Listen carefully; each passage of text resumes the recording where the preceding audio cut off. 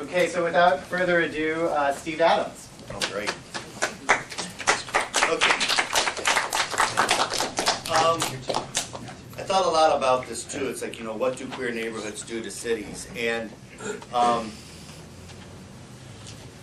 we do a lot for cities, especially urban centers. And if you study the history of gays and lesbians, and especially like the Castro, and I'm going to cite another example from where I'm from. The Castro was a down-and-out neighborhood in the late 50s and 60s, and gays and lesbians, we all know the story. They all moved in.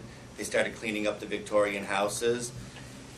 They cleaned up the neighborhood, okay? And it was a focal point and a community point and a political rallying point, and it was something I think that was very important at the time for our movement. You look at other cities around the country. I'm from Detroit, and in Detroit there's a suburb called Ferndale, just north of Detroit, and it was kind of a rundown blue-collar suburb, dying, housing values are going down.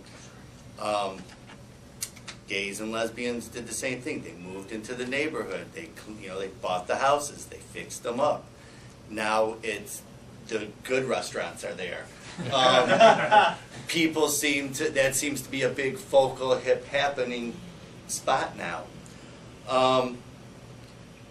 And in other parts of the nation, like you mentioned Portland, and I think of Portland and Philadelphia and some other cities too. And so I think we do good for urban core centers, places that are neglected, and we go and fix them up.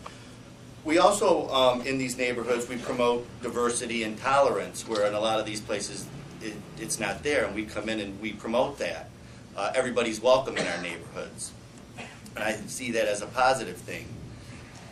On the downside, though, look at the Castro today. It's a very expensive place to live. 30 years ago it wasn't. You could find a place to rent. It's an expensive place to live, and a lot of times we can be victims of our own success. I look at like Halloween and Pride, where in the past those were our events. Now they've gotten so big that outsiders come in and that who aren't part of our community, and there's trouble. And I'm just citing stuff that I see as being involved with the merchants, the Castro merchants. The problems that we see in the neighborhood. And in the Castro, we're having a change right now.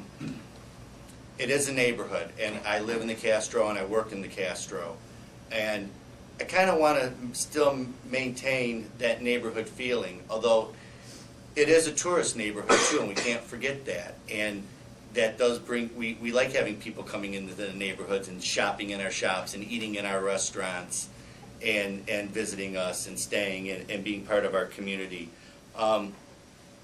In my opinion, the GLBT movement really started, is in San Francisco, and we should be very proud of our history of that.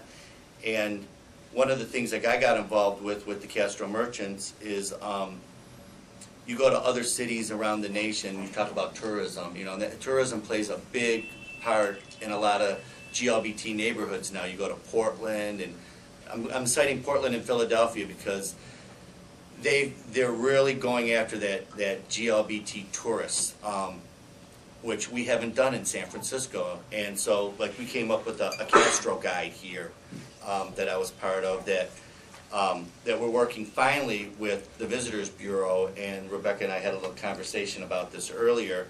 When I first came to San Francisco and first started getting involved with the merchants, we were trying to work with the Visitors and Convention Bureau to promote us, to bring people to our neighborhood to shop in that. They wouldn't work with us back then. And now with Joe, in charge in that, it's changed for the better. So to me, it's a two-way street. I like to see the neighborhood become more of a neighborhood. We need a bakery and a meat market, a meat shop there, and I like to see more neighborhood things there. But on the the flip side, I'd like to see the things that also bring the tourists in, and more affordable housing. It is our neighborhood. The beautiful thing about San Francisco is the Castro is a queer neighborhood, But we just don't live in the Castro anymore, which is great. We live everywhere, which I think is fantastic. We live in all neighborhoods now.